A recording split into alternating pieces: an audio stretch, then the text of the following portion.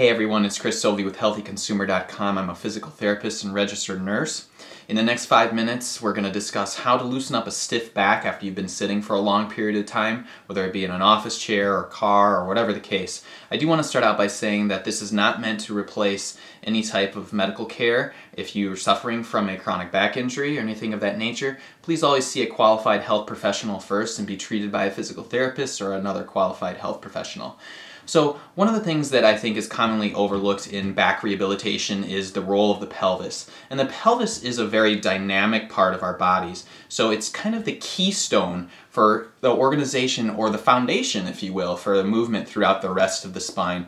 So I think that it is sorely missed in a lot of rehab programs, and I think it's something that we need to address. So if you've been sitting for a long time, I'm going to show you 2 different exercises that you could use, just mostly to loosen things up a little bit. Again, not to treat any type of pathology. So what you're going to need to start out is, this is called an overball. You could use anything about 8 to 10 inches in diameter. Just make sure it's safe and stable. Something that's going to have a little give, a little roll to it. Sometimes people go to a store and get one of those kids balls and deflate it to about half full. You don't want it to be full. You want it to be about half to 2/3 full. And then I'm going to show you how we do this, because the pelvis can move in 3 planes of motion: rotation, forward and backwards tilts, lateral tilts, and all those motions are going to be involved in a lot of functional activities that you do throughout the day. So let's look at that one first. So as I said, we need the ball to start, and then what I've done here is I've taken a textbook to just kind of raise the level of my seat a little bit. Even in sitting in an office chair, a lot of times it's a good idea to put your pelvis at a level where your hips are at a bit of a decline, so you can put your psoas on a laxity so it's not always up here, and this is always chronically shortening in a lot of people. So I'm going to take the ball and I'm going to place it right between my sits bones there, so I have this at a decline. Now I can move my pelvis in 3 motions, 3 planes of motion here, and I want to square myself up straight ahead, and then I'm going to take my pelvis. I can use my hip pointers on the front here and my iliac crest, or my hip, the top of my hip socket, or the top of the hip crest there, and then we can just start with a forward and backwards tilt. I usually combine breath with this. I'm going to take a breath in, I'm going to exhale, and I'm going to lift the tailbone and sink the pubic bone. I'm not letting my ribs flare out, but I'm keeping everything connected, and then I'm going to rock back the other direction. We don't want to slam the lumbar spine forward, we just want to think of a sink and a lift. And I would go through that, about 5 or 6 times, feel where it's tight.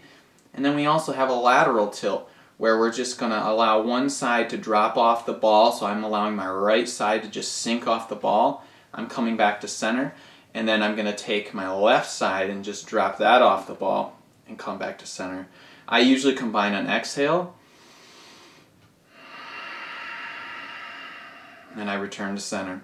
And then I'm going to go into rotation, where I have my hands on the pelvis here, and then I'm just going to take my right hip crest, and like I'm pouring a bucket of sand over my left leg, so the right knee glides forward, and then I'm going to come back to center, and then I'm going to glide my left leg forward, and then I'm going to come back to center. So that's exercise number 1, to really loosen up your pelvis. Let's look at the other exercise. So now I'm on the floor with a yoga mat, and I realize this is going to go a little over 5 minutes now, but I want to make sure I get the details in for you. So one of the things that maybe perhaps you've done a regular bridge before, but one of the concepts in Pilates is spinal articulation in a lot of systems of Pilates, and so being able to move through each one of those vertebrae individually so you don't put as much pressure on a certain area of the spine. So I'm going to lie on my back with my knees bent in a hook lying position here, and then I'm going to just try and roll up the spine like a jellyfish, as Brent Anderson would say from Polestar Pilates. And then I'm going to roll down the spine 1 vertebrae at a time. And I'm thinking of just that suppleness. I'm not trying to squeeze the butt. I'm just pressing down through my heels gently and not trying to over-recruit any muscles here. So you can go through about 5 or 6 cycles. I go up between the shoulder blades, and then I come back down.